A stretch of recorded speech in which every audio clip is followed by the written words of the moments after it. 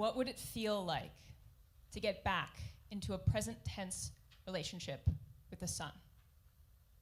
I don't think I have to tell this room that climate change is no longer a matter of if, it's a matter of how bad. And citizens feel guilty, simultaneously responsible and powerless. But what if I told you that doom and gloom story is a trap? And the tools we need to build a coherent carbon future and the galvanized public that will take us there are already here. The conventional story we tell ourselves about climate change is that it's a problem of burning fuels for the production of electricity and for fuels for transport. What that story misses is the third of global emissions that come from the chemistry of stuff. So, let's look at the materials that are currently complicit in climate change. We're talking primarily about cement, steel, and plastic. These materials are carbon emitters because they are fossilized life. They are ancient sunlight. So what do I mean by ancient sunlight? Big, beautiful carbon-based molecules are how life stores the energy of the sun. Let's follow the sunlight in plastic for a moment. Photosynthesizing organisms hundreds of millions of years ago took carbon and energy from the sun to build carbon-based molecules that drifted to the ocean floor, gradually accumulated into carbon-rich sedimentary rock. This rock went through just the right sequence of pressure, heat, and capture to produce petroleum. We then take up that slurry of carbon molecules, separate them by length, break them apart, and recombine them into all of our plastics. This process off-gasses carbon all along its chain.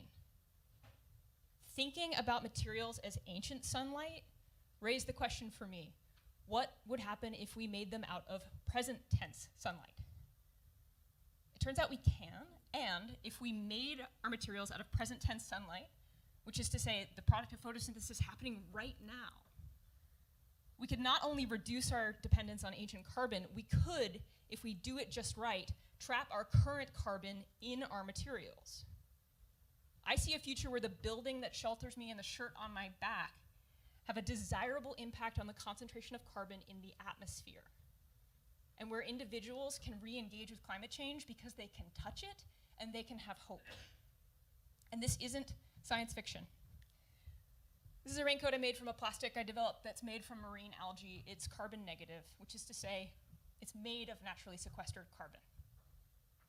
I am far from alone. There are breakthroughs happening in biology and catalytic chemistry in real time, and we increasingly have the technology to make new and old materials out of biomass and present tense sunlight. We're on the edge of a revolution, and we don't have the vocabulary to ask for it.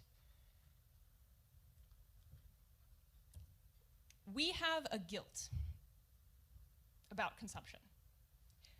We've tried telling each other that the moral thing to do is to reduce our consumption. How's that going? Here's my provocation. Making things out of present tense sunlight can mean the end of guilt over consumption. Consumption could be carbon negative behavior. Here's my other provocation. Carbon negative materials bypass policy. They give us ethical agency beyond just trying to be a little less bad and waiting for policymakers to act. I'm Charlotte McCurdy, and After Ancient Sunlight is a project that builds a path to the future where materials help us combat climate change. My algae plastic is just one illustration of a materials future where culture is a carbon sink. In a paralyzed policy environment, we need a citizen-led movement to pave the way to a market-led inevitability.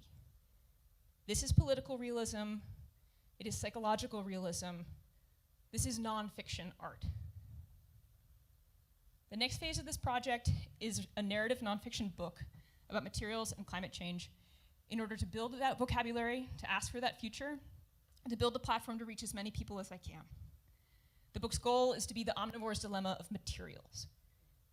If you're excited about this project, I'm eager for introductions to research partners, to documentary filmmakers, maybe, and I'm looking for funders who share my passion for the power of an informed public, for biotechnological and scientific innovation, and for addressing climate change in bold and creative ways. So, what will it feel like to get back into a present tense relationship with the sun?